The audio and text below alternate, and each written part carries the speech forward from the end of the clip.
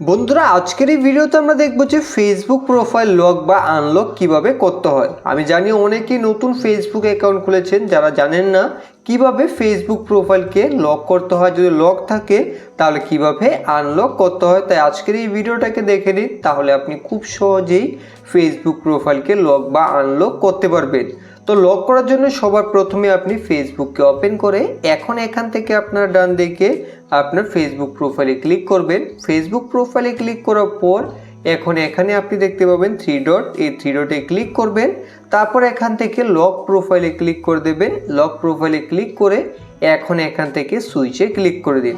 সুইচে click করে দেওয়ার পর এখন বন্ধুরা এখান থেকে ওকেতে ক্লিক করে দেওয়ার পর আপনি দেখতে পাবেন আপনার ফেসবুক প্রোফাইল এখানে লক হয়ে যাবে।